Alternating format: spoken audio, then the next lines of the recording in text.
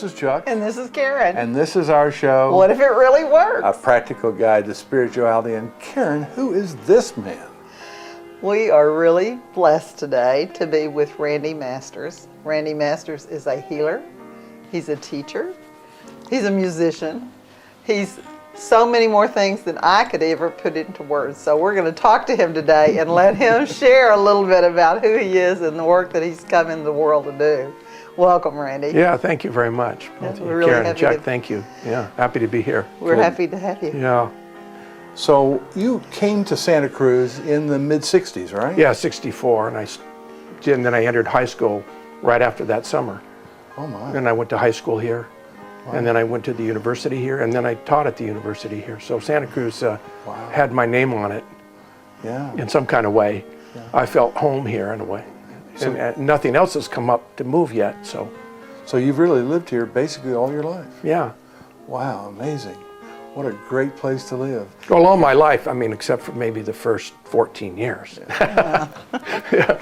I just youthened there for a minute, I appreciate it, Well, if our viewer if we could turn the camera around, the viewer would see that you have a fabulous view of the ocean, and you have created a house that's filled with symbols and energies of a spiritual orientation, which is very impressive to us. And it feels like that as well. Tell us a little bit about what got you over the hump in terms of becoming a spiritual seeker or a spiritual finder. Well, I started getting into metaphysics in college, and I was really into it. I wasn't initially a music major, although my career is mostly in that. But those metaphysical studies were very interesting to me. And also, I was seeing a number of healers starting in the early 70s because my right arm was paralyzed in the birth process. So I finally started wanting to do things about it in a different way. So as I went to healers, they became friends of mine and mentors, and I began learning, and that information fed back into my music and other things I was doing. And then I started taking all kinds of metaphysical classes, the California spiritual emerging scene that was going on here was all around me, especially in Santa Cruz and the Bay Area, San Francisco, Marin, all around. So by pursuing that information fed back into my other work, and I began to integrate my practice in doing music and teaching with the spiritual stuff. And then seeing the healers gave me lots of different techniques that I learned from them. So your music is one of the central cores of your life, is that Most of correct? the time, that's the way. I started out very young, and I started formal lessons in the 4th grade with the trumpet. And I taught myself piano and guitar and played some other instruments as well. So when I got into high school, which was 64, I started playing professionally. Wow. Right away. And keeping that going while doing my other studies. And then eventually the music just took over more and more and more till I was writing music, playing music, rehearsing, teaching, wall-to-wall music, thinking I would never want to do anything else. But then the spiritual stuff started coming in, and that opened up deeper mysteries in, well, how does sound and music really work? More than just the composing and the techniques and that type of thing. I started diving down the rabbit hole of how is this sound about? Well, how does it work? Well, what's really going on? And that was my question. How does sound work? Not necessarily just how does music work? In other words, even listening to one tone. What's going on behind that? And that was the guiding light that led me there. And then as I went into that field, in the late 80s, the sacred geometry world opened up for me. And I realized I had like a dual path to mix the sacred geometry and the music together. So I was on a very fast track to get the sacred geometry to come up online with the music. And then I began to hear the dialogue going on between the geometry and the sound and the ratios that were the same, and began to look at the unified field from a musical point of view. That's basically what I've done. I look at everything in musical terms. And so I made a bunch of discoveries that way by looking at the universe as a musical foundation. Sound and music, Nada Brahma, the original sounds, and the audible life string, they call it. And there's different terms for that the universe is made out of the sound, and the sound started it all. And so I started with music, and then I started getting more and more spiritual and more esoteric in the studies for a while. What's the most remarkable discovery that you made in the world of sound? What sticks out as, wow, look at that? I worked with a fellow named Wes Bateman, who was a telepath and received messages from people. He used to write for the Sedona Journal of Emergence magazine. And so he had been part of like a 30-year study of the pyramids. And at a certain point, I came into getting to know him, and we worked on things. And because I discovered an extended musical scale in his work. And he figured that his work was up at that time. He really didn't think he had more to do there. And then I showed him the scale, and then the roof just blew off. And we did all of our work. I only met him once in person in a 12-year period of time. We did it all over faxes and over the phone. I'd sit on the phone with my calculator, and we're talking back and forth. And he began to give me all kinds of insights about physics and the unified field and all of these various things. Some of it he learned in this lifetime, and others from the beings that he telepathed with. So as I began to look at the measurements of the 3 pyramids in Giza, where he had everything laid out, every single measurement that you could imagine from all those pyramids, there began to be patterns in the numbers. And they began to organize in such a way that I saw this musical organization behind it. And then we started focusing on the element hydrogen as being the key element that the pyramids were talking about. Everything you'd want to know about hydrogen was built into the measurements. So if you knew the numbers in the measurements, those numbers had other meanings in different sciences, if you got the numbers right. So I began looking into hydrogen. And so what I think I haven't written this up fully, although I've given it out to people, was the harmonic organization, the musical organization of the hydrogen spectral lines. And I put that all together. And that was very interesting because it's all 100% music. 100% music without fudging any numbers to try to make it fit. And those numbers are built into the pyramids, like the area of the triangular entrance stone, or the volume of a room, or the measurements in a room. The numbers were the textbook. The measurements in different units. Those numbers could mean things in different fields. And I began to see the musical organization of those numbers. And that was very, very fascinating. So I spent years doing that. And it was amazing training working with him. So it was different harmonics depending whatever the measurements were, right? Absolutely. Yeah. Yeah, as long as you get the units right, you could see it. But a lot of the books, a lot of the researchers kind of fudge things because they had their favorite measurement in cubits or meters or whatever they were doing. And they would often kind of try to romance the numbers around to fit their favorite version of the cubit and their theory of how things worked. And by not doing that, the numbers began to speak and talk. So I spent years working with those numbers, writing out all this stuff. And I did it in silence without putting music on when I worked. Because as I looked at these numbers, I could basically hear them talking. I had myself, my pencil, paper, and a calculator, and I'm just working on these things. And there began to be this dialogue. And I just sort of dropped down this rabbit hole of sacred math, ratios. And then Wes would tell me, oh, that relates to this. That relates to the fine structure constant of hydrogen, different things that I hadn't studied. And I had this crash course in all of that physics because he would tell me what my numbers meant. Oh, that's this. Did you know that? No, I didn't know that. I never studied it. See, because all I'm doing is looking for the musical patterns. I didn't know what they meant.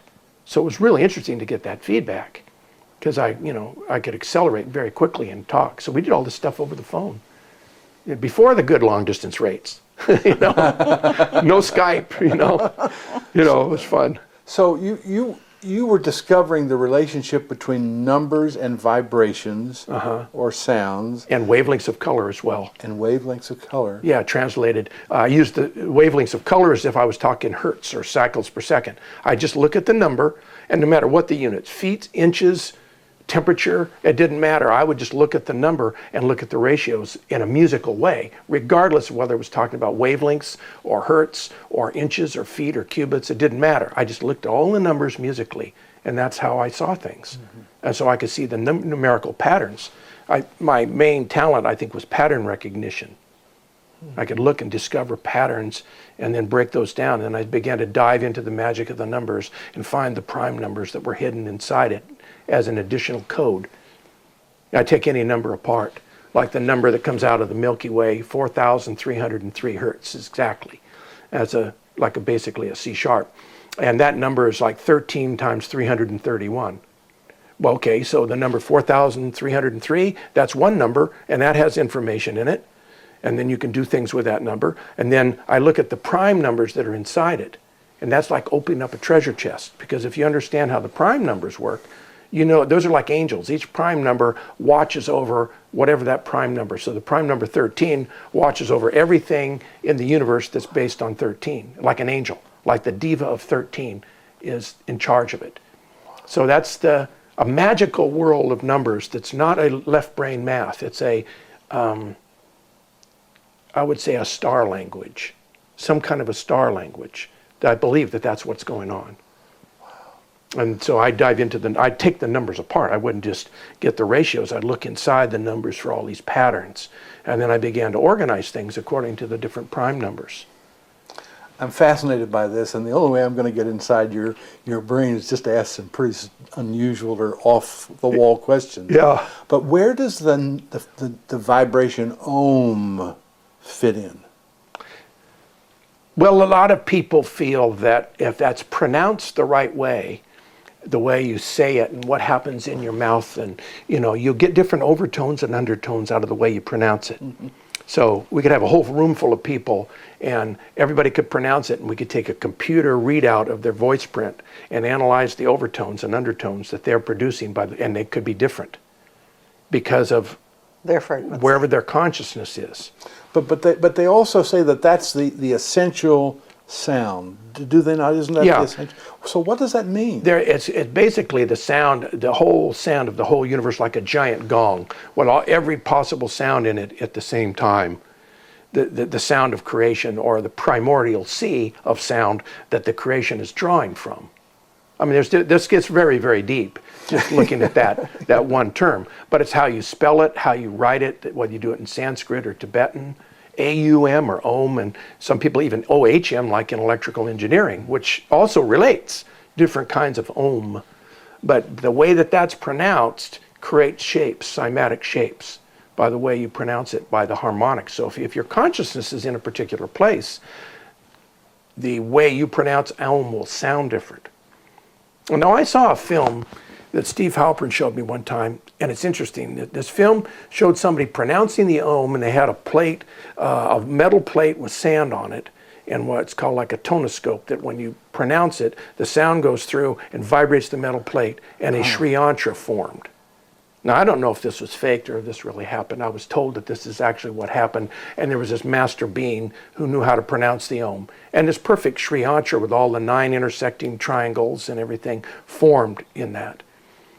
After that, I asked to see it again because I went on a study of the Sri Yantra. It's supposed to be, when you pronounce the Om, this cymatic geometric shape will form. And I thought, isn't that interesting? And I've got a bunch of Sri Yantras around the house as a symbol in shape science, which relates to sound, shape form. That's the whole key to it. The mystery is about shape resonance. And that's the key to cymatics. Sounds creating shapes, and also shapes influencing how the sound will be shaped by the acoustics of the room, the acoustics of a musical instrument and the shape of it, all of those kinds of things. So I really got into this Sri Yantra. Then I began to ask people, where's that film? And everybody who had said that they had seen it or used to have a copy or was around somewhere in the 60s or 70s when that was made, nobody had a copy. Wow. Yeah, it's like, where did the film go? It was like almost taken out of this reality. So I don't really know today, until somebody duplicates that, how authentic that is. But there's a lot of texts that refer to the Sri Yantra as the visual pattern of the Om. And that's what I was seeing on this video, which was in real time. I watched it forming, but I don't know if somebody, did any kind of tricks. And I wanted to see that again, because that's very powerful whenever you pronounce a certain type of sounds, and the key to it is in the vowel sounds. Mm-hmm. The vowel sounds is the magic in the languages, because that produces the overtones and the undertones. Like in the sacred names of God, they say you can't say it. True, not because it's religiously against the tradition, basically, but because if you say it, you're not representing it correctly, because you're not making the sounds right. You have to sing it tone it. If you tone it correctly, the undertones will produce the cymatic reality, and then you can pronounce the sacred names. So when we say in the beginning was the Word, Yeah. it was likely to have been something like Om. That's the idea, is the most primordial kind of first thing that might be said. But I think there's something prior to that that usually isn't addressed in the texts. What occurred before the sound? Thought, I believe. Creative thought. That's my sense. So we're dealing... Something preceded the sound. And otherwise, how are you going to know what the sound is to organize around? What gave the sound the choices out of all the potential choices without something preceding that to guide it? And then the sound, I believe, birthed the light initially. And then once the light is happening, the sound and the light work together. They say, you know, the sound is the path, but the light lights the path so you can see the path. So now they're inseparable, but I believe at one time that truly, with that let there be light, if that were literal, that you're sounding light into being out of the vibratory, all potential, alpha omega of the greater space. So one of the things we're learning on this trip is that we are probably very close to the tipping point where we either get this stuff or we don't get this stuff. And one of the things that's out there is the concept of healing with light and sound, or light and vibration, or light and color and sound and vibration. And this is basically about an energy field.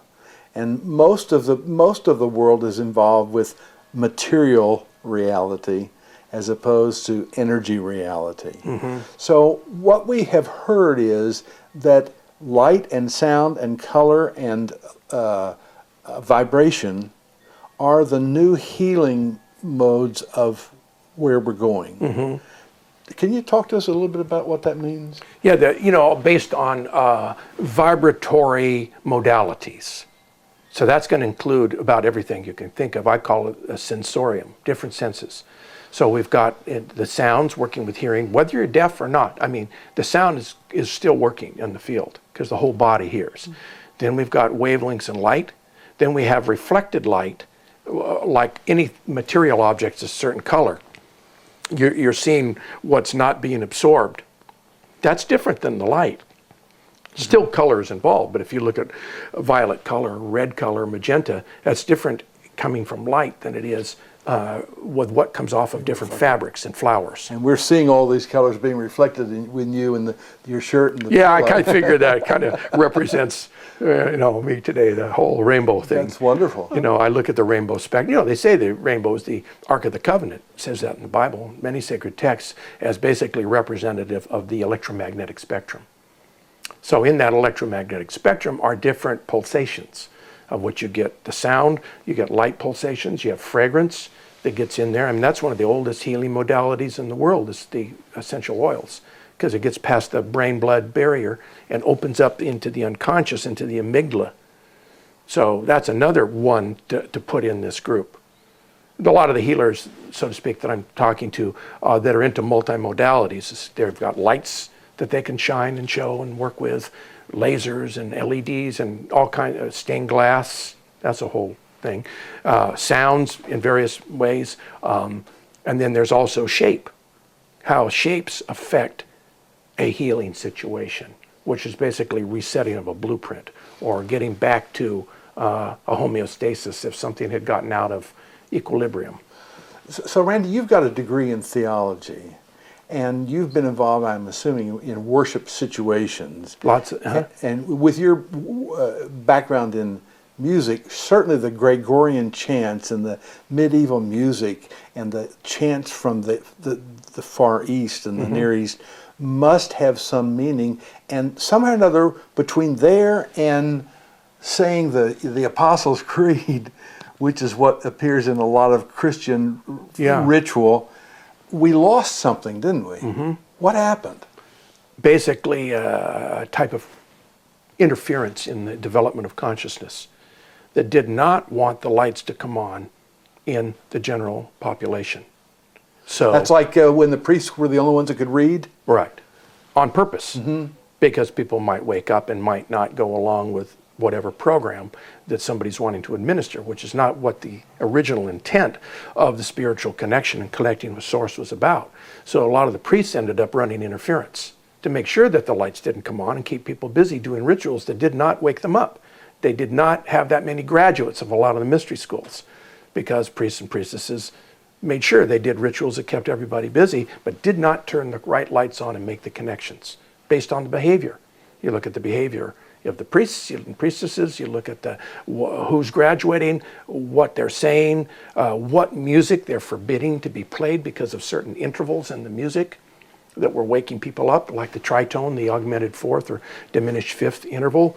They forbade that for a while. A bunch of things, restrictions that they put on the composers, because they knew that that music would wake people up.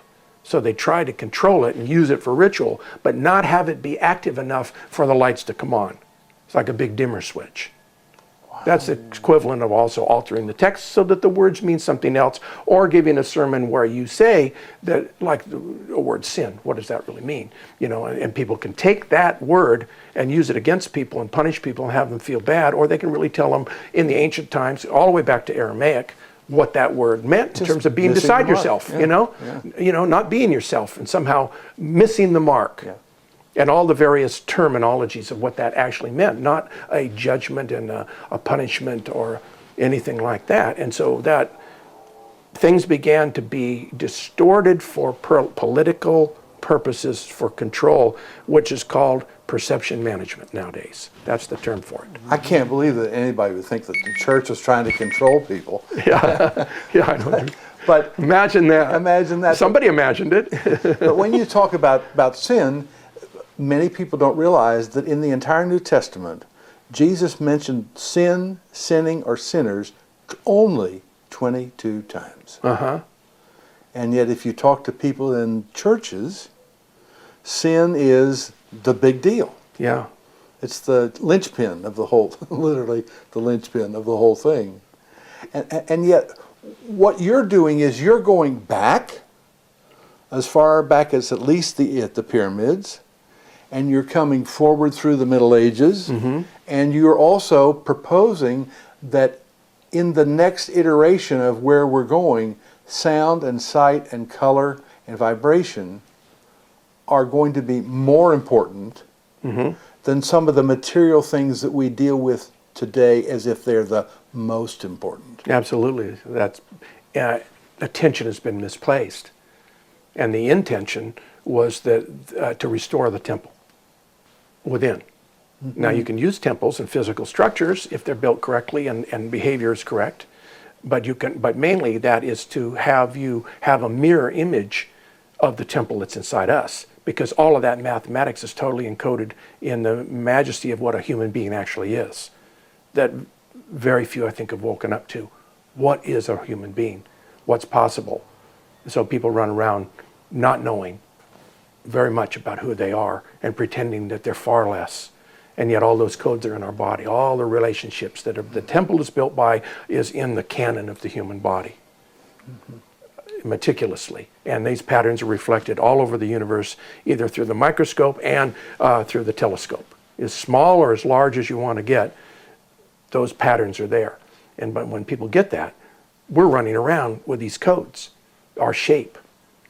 And that's kind of what it was all about with mummies, was, you know, they took the organs out and everything. It was all about their shape resonance, so that their energy body could come and go between another world and this world based on coming into a vehicle that had a certain shape that had their signature on it. It was like their landing field, their landing. Uh-huh.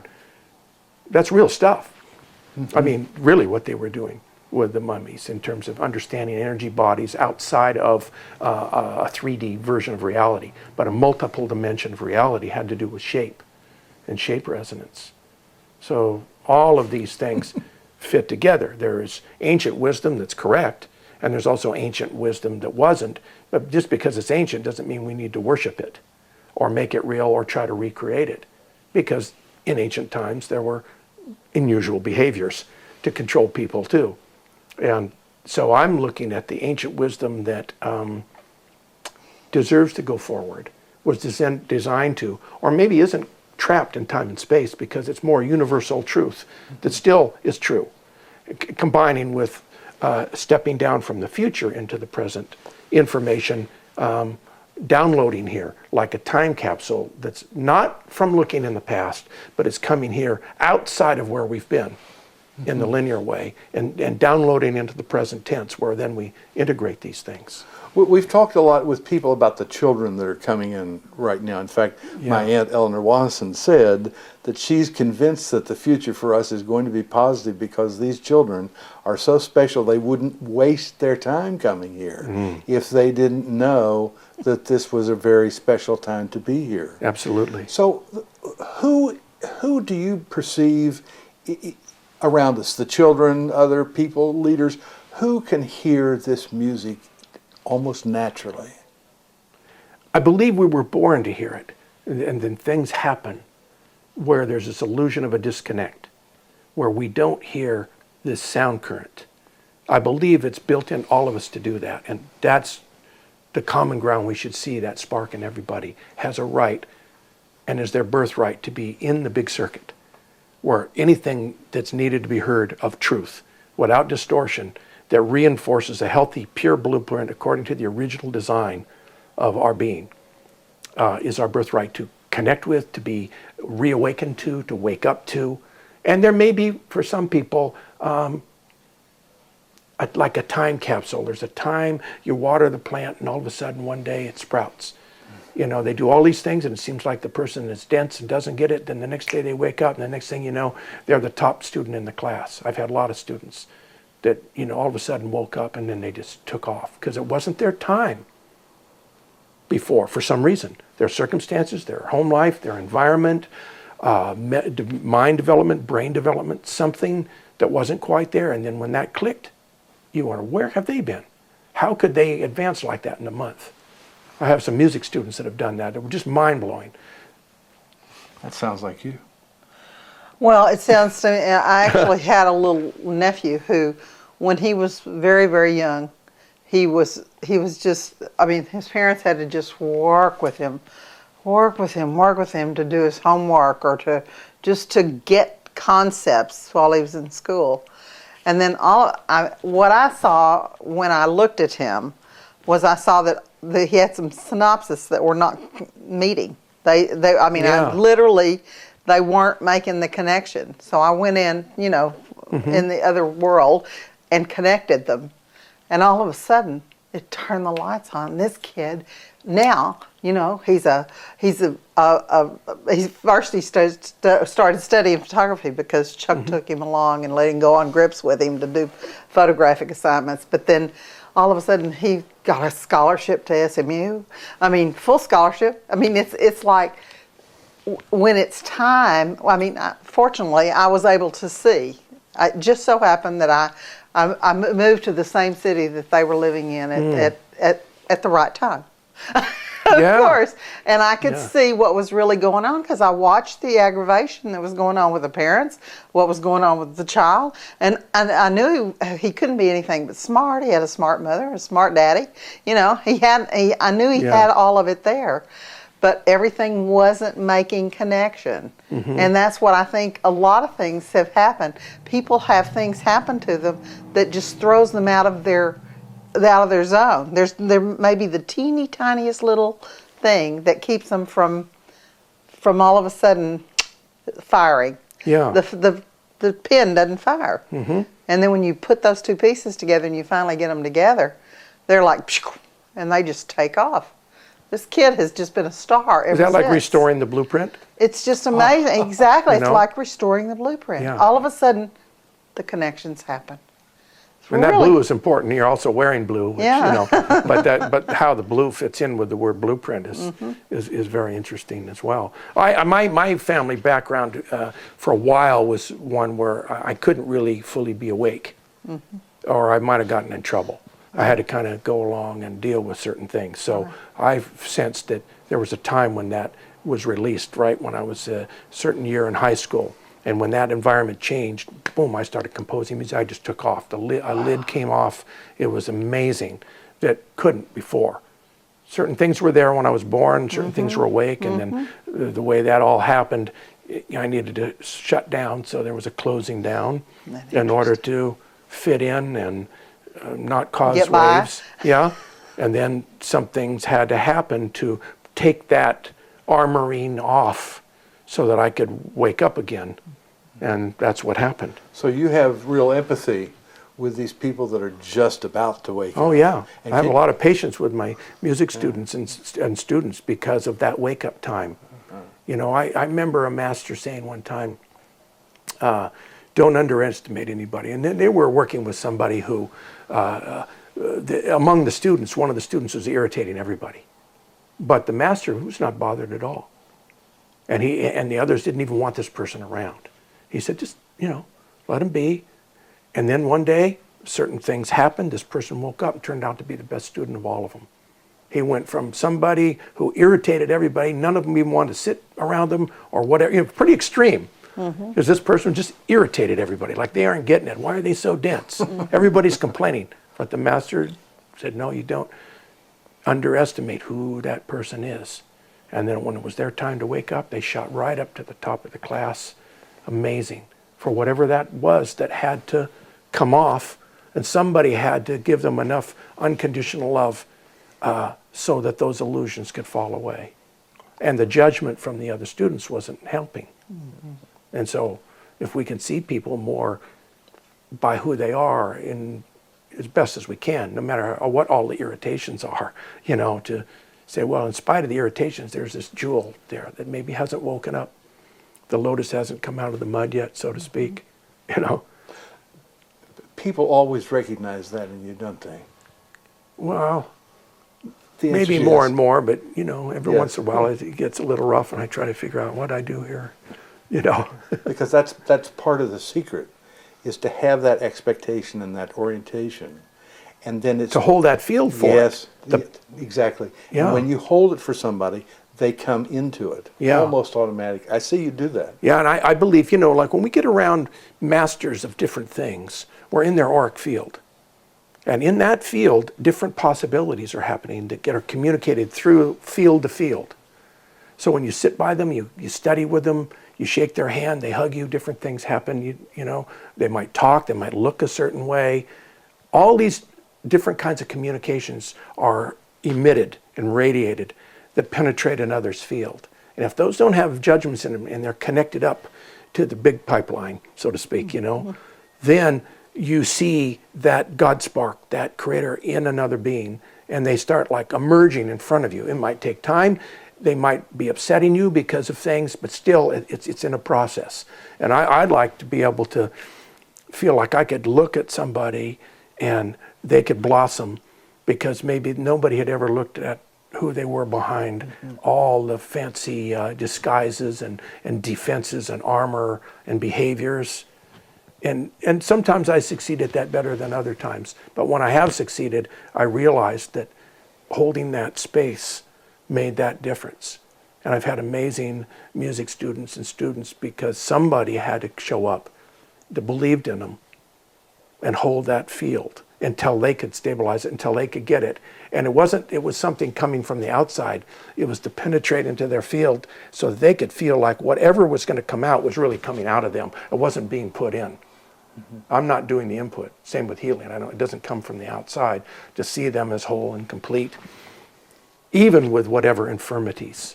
Because I've had to deal with that. I've had people always ask me, hey, what's wrong with your arm? Ever since I was a little kid, I had to get used to thinking that something was wrong. You know? And then every once in a while I'd meet people say, I didn't even notice. Wow, that was kind of mind-blowing. Yeah. You know? And yet at the same time, what some people saw was wrong was in fact part of your real strength. I signed up for it. Yeah. You know, I play piano with 6 fingers. I mean, I teach, though, regular piano players who've gone on to do wonderful things. But when I actually play, it's mostly a 6-finger thing. I adapted to it. Trumpet was no problem because I could play left-handed. That's why I picked that instrument. It's the only thing I could hold as a little kid and play left-handed. So by default, I mean, it sort of chose me.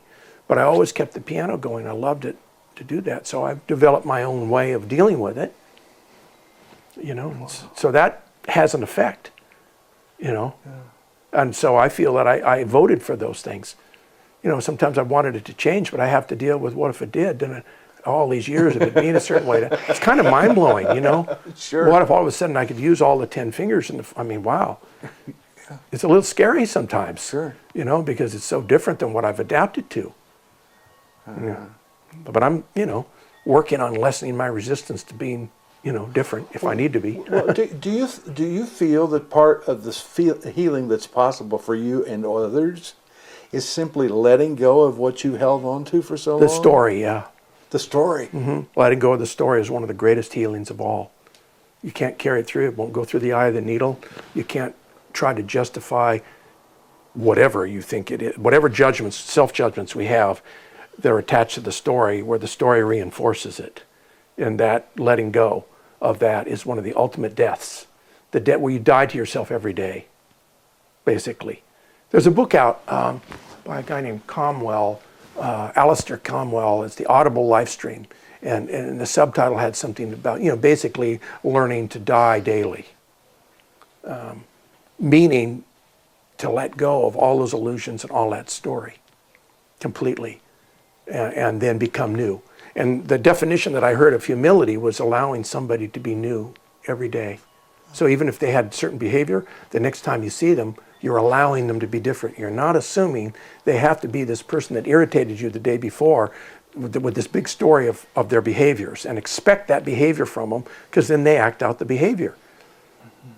This is easy to talk about sometimes, you know, but very challenging. Here's, you know, you never know. Well, are they going to go off again? And every time I've seen them, they had this behavior. You know, you get kind of gun shy, you know, or not gun shy. What's the word I want here? Apprehensive. Definitely. Yeah. I have a friend of mine who said, "The great way is easy for those who have no expectations." Yeah. And if you walk down that path and you have no expectations of how this person you're about to meet is or is not going to be based on anything, you've already made it easy. Well, it's a nice walk on like a very sharp blade between not having those expectations, but also seeing this amazing potential in people, you know, that can really move you, like these new kids coming in and such. Yeah. And I also believe that being around those kids will create a sympathetic resonance in us, where hopefully more of the what they call gray matter will come online. It'll get activated by resonating with these really aware kids. But let's go back to those kids again. They're called indigos and they're called crystals and they're called kids. Well, what's going on with this? Is there something new happening with the children that are being born in this century? I believe there is. I believe that they have different, what I've heard, they actually do have some different DNA that's been proven, not a new age story, that they actually have some other things going on in their DNA. And they've been prepared to come here for where the earth is going, that the previous generations did not come in with that circuitry already up and running. Not that we couldn't get it up and running, and I'm hopeful that we do. But these kids come born with, like they won't get some of the diseases, and they don't. They've taken them into labs and injected them with all kinds of crazy stuff. AIDS, you name it. The kids didn't get sick because they had a different immune system.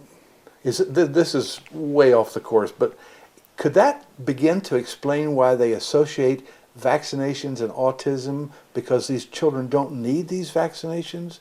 I mean, I know that's out of your field, it's out of mine too, but it's... Well, I know I'm around a lot of auspicious health people, you know, and they're very concerned about what the content of the vaccinations are and what the intent of the vaccinations are and what it's doing, the chemicals in it and the things that are short-circuiting.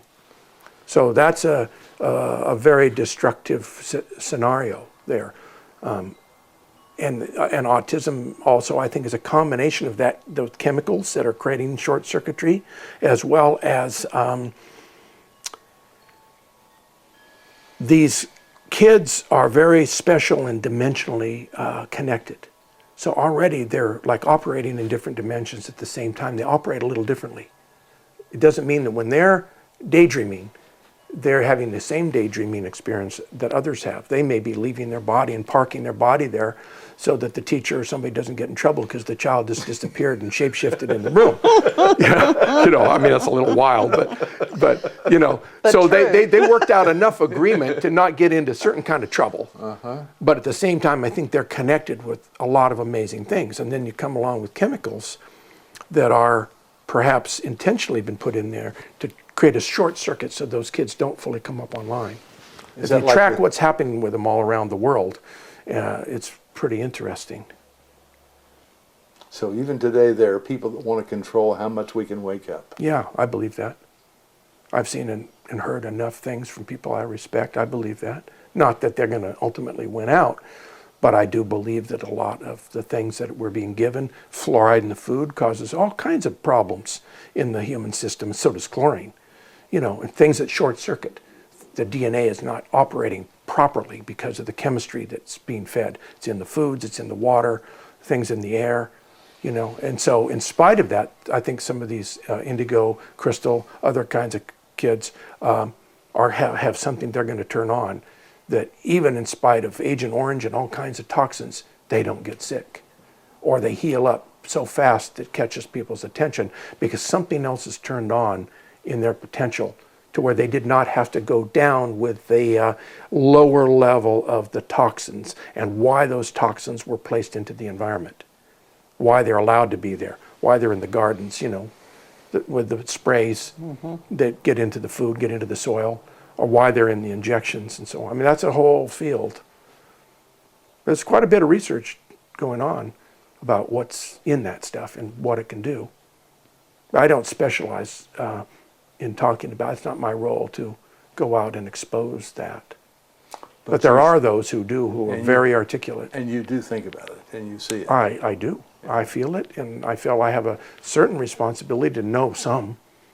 And I have trouble sometimes knowing some of the things that I've woken up to and not letting it depress me or feeling like, what can I do? Or I can't do enough.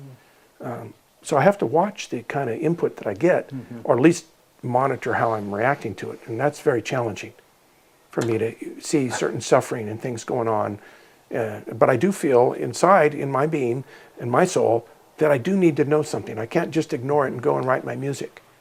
I tried that many years, to go deep in music and to not look at those things. But I don't feel very capable of doing that now. So sometimes I don't write because I don't feel good about what's going on. And I'm trying more to get back to the place where I compose and do the good work that I can with my talents, and not do my talents because I'm watching too much or reading too many emails about all the breakdowns in the world. So I've gone through a period of saying, well, what do I need to be awake to so that I can be more effective and not go down because of what I've given attention to? That's been real challenging. I think that we're all challenged by that because when you're a certain kind of person, you have an empathy with the world and what's going on in it. And it does matter what is happening because what affects one affects us all. We know that because we're all totally connected. Yeah, absolutely. So, and I feel those things. So when we're a part of the field, then we will feel the experiences, the feelings, the caring, the nurturing, all of the things that are necessary parts of us as individuals living on this planet right now. You can't isolate yourself from somebody who's in another country or something, or even in this country, starving to death. Absolutely. Yeah. I mean that is a global issue. It's a unified issue that we all have to take responsibility for. I try to put an infusion into the music, and also a way of being, and in talking and teaching and doing things also, so that somehow the energies that are coming out can make a difference, even though I may not know how to make the difference I would like to make. But to have that intention go into the music, so if somebody hears it, something can shift and heal or reset, or conditions can be reversed. That's a political correct way of talking about reversal of conditions rather than healing, where something can reset itself, and that maybe I could just write a song and put enough love into that song that even if very few people hear it, and I play it at home by myself in my living room, the vibe goes out. Activates something. It goes out into the field. Doesn't have to be on a professional recording in order to have the effect, although usually I think it does.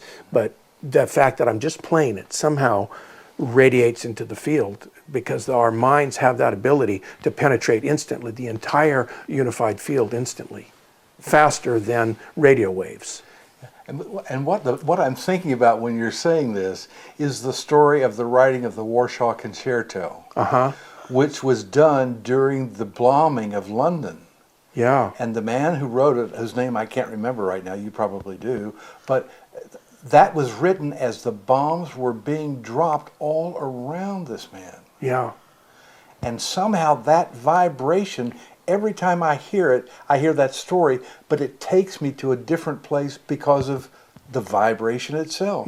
And knowing where it came from adds to it, but it doesn't, I don't have to have it to complete that. One of the profound French composers, Olivier Messiaen from France, wrote a piece, a quartet for the end of time. He wrote it in prison. No instruments around or anything. Very deep, way heavy piece of music. When you have these circumstances whereby somebody, I believe what happens is they compress. There's a good use of compression before expansion. And Yeshua, Jesus talks about that, and how you compress. And they go somewhere so compressed that they can create deeper. And then that explodes and gets released in some kind of way. And I believe those war situations often create that level of focus and compression, like you don't know how many more breaths you're going to have between this moment and the next. So you take your life so seriously, but you're not frozen to where you can't operate.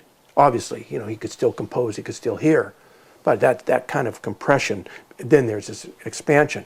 I have a music student who was from Cambodia, and first time I met her, she said all she hears is the lyrics. She doesn't hear the music at all. I thought, this is interesting. She's wanting to study music and sound healing and so on, and she doesn't hear the music when she puts it on. It's like tuned out. And so I asked her if there were loud sounds. Well, what happened is in her village in Cambodia, the bombs were going off, so she shut down to sound. Yet she can hear the lyrics, and that doesn't threaten her. So in one lesson, in a couple comments that I happened to make, and she broke down and cried and released this. And then after that, she started actually hearing the instrumental portions of music that she was not hearing, not connecting with it. Beats, rhythms, various things. She could hear the lyrics and hear the story, but somehow she made a separation between somebody singing the song and all the instrumental stuff that was going on in the song. And all it took was one or two questions, and she was ready to pop and release that, and realized that she had shut down because of the loud sounds from the bombs. And so she shut down so much the sound that even listening to a song in the radio or in a shop where she works with the sound system on, she did not even hear what was going on in the music. That was very interesting. And I hope she appreciates me sharing the story, because maybe that'll affect others, because people have had traumas happen because of loud sounds. Extremes with sound is one of the big traumas. And if you've been around bombs and been around explosions and things, that can affect the way you hear, because you never know if your life is going to be threatened by the sound being more than you can deal with. And so she moved through the whole thing. And now she's able to hear it. She's just waking up very quickly. Very beautiful example. I feel grateful to have been there and to ask the right question to liberate her from having to be compartmentalized away from sound. I mean, she got her life back with sound, in a way. Wow. That was just, those profound, moments, Profound. Yeah. I mean, not saying I'm as a healer.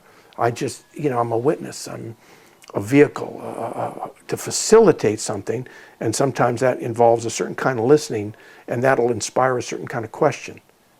And if I ask the right question at the right time because I listened, then the field could reset. So that came through me. So I don't claim any.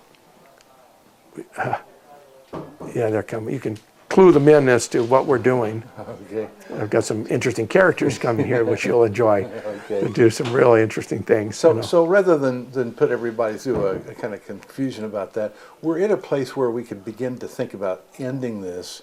But I'd like to ask you what would be an important question to me. We have a broad group of viewers of this show, and they're all around the world.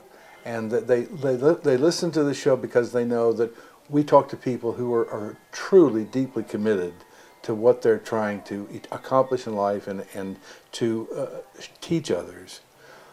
If you could tell our viewer one thing that they could do right now to either reset themselves or to improve their lives or to grow spiritually, anything like that, what would it be right now? To basically find where the best of the joy is. And I believe the Creator wants us to follow that joy. And that's why the joy comes up and things trigger the joy, to show you what your path is. And many people are afraid of following that joy because they've been criticized, or things happened, or it didn't happen the way they thought. Or they're very happy and people say, why are you so happy? Or why are you joyful? So there seems to be a bit of a thought field in the collective conscious that sometimes puts a lid or influences the lid that people put on. And if they can find where that joy is, I believe that's one of the spiritual tickets that the Creator gives us. Why do some people light up over this? It could be cooking, it could be music, it could be photography, healing. And what is it that you light up? That was given to us. There's a reason that's in place. And so we drop down the rabbit hole of our own being. And with that joy, it wouldn't abandon us. The Creator doesn't abandon us in following that joy. It's given to us for a reason. And then everybody would find what that is. And maybe they haven't yet found the format, but what's their joy that would lead to that format? And now, what is the greatest joy that could be? So it could be somebody going to a concert, then later on they imagine themselves playing an instrument, and then maybe later they play it. But take the joy where it is, and then take the steps that lead from that, and keep dropping down that place, because I believe there's a purity in that does not create harm for anybody, because you wouldn't want to if you're that fulfilled from following your bliss and following your joy. You naturally wouldn't be doing things or create music necessary that would create harm or create anything, because there's a fulfillment that happens, and in that fulfillment, like a portal opens, and that presence of the Spirit keeps showing itself from the inside out, leaks out of you, and things happen, endearing things start happening in the environment. Maybe you're playing guitar somewhere and a butterfly comes up and lands on you. You have a profound moment, or things happen, or you hear the birds differently and the bees and the sounds they're making. I tune my piano to the same thing that the bees' wings go to. Things like that. And so I basically feel that joy is there as a guiding light. It's built into us. It's like a special elixir, like that elixir that Yeshua got out of his brain head area when he was wandering in the desert.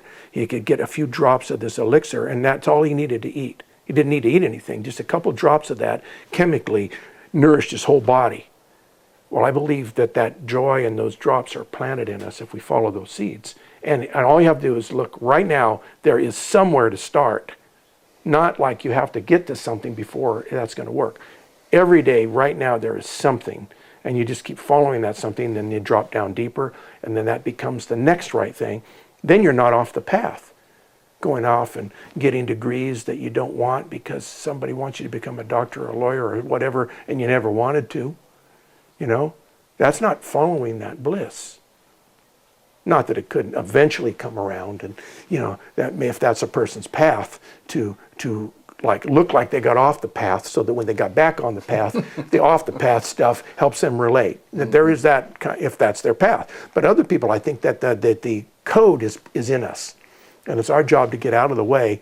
And the way we get out of the way is dropping into that moment, being so present where the joy is that we find those things, those clues, and that keeps us on a path and keeps the lights lit, and then it attracts stuff to us. People come out of the blue, out of the wherever, because we're vibrating and resonating differently than when there's no joy present. We're not sending out the right signal. So how could that lead us in the right path? That the joy creates like a a radar that goes to the entire omnimorphic field instantly. And any people anywhere in the world can pick up on our radar. And It's all a of sudden- transponder. Yeah, Yeah. that's right. Receiving and transmitting, a transceiver type of situation. So I would say that would probably be the best. When I'm doing those things, I don't eat as much, I don't sleep as much. Other things work their way out when I don't let things erode by following that bliss. Because I have the challenge of also letting things erode or impinge on that. Thinking, how am I going to pay this bill if I write music all day here? And it's, things, all that stuff. It's part of reality. Yeah. Although I'd like to write all day, So, Karen? I'm just delighted, Randy, that you were willing to share your story with us and with our listeners, and that I would like to be able to introduce them to your website, which is universalsong.net. And also sacredwindchimes.com. Yeah. Because if you walked into Randy's house, you would see all these incredible artifacts that literally just by being here, you open up to that energy field. Yeah, that's the idea. That's what they're here for. I mean, triggers. You can't help but feel it when you walk in the door. To play. I mean, I felt it when we just talked over the telephone with one another. I could feel it. Yeah. But but walking into it is even more powerful. So, No, thank you. I Thank you appreciate so that. much for being A lot of with love us. has gone into here, and people who have been here and their teachings and just the way they have energized the particles in the house. Like the better it gets, the better it gets. Yeah. So I'm really thankful for who's been here Yeah. and what that is. This house has a history of teachings and things. Well, It's wonderful. It feels like it. Yeah, well, thank you for being here. This is big fun. it's been wonderful. So thank you for taking You're the time welcome. to be with us. And I hope that there's good things for the listeners and viewers, that goodness comes to them from our talk, and I really would like that. We want to thank you. This has been a very surprise, special afternoon for us. And I can't imagine anybody that's watched this doesn't understand what a special person you are. And I can't imagine they would not want to know more about you by getting in touch with your website or you. And we want to just say thank you for allowing us to be part of your environment and sharing your wisdom and your knowledge and your experience with us. It's been a very special time. Thank you. Thank you, Chuck and Karen. Thank you very much. Go ahead. Karen, say the magic words. God bless you, Randy. We're grateful. Yeah, We're me very too. grateful. Thank you very Yeah, much. you're welcome. All right. Yeah, that's fun. Good job. Good job. Yeah, just whatever.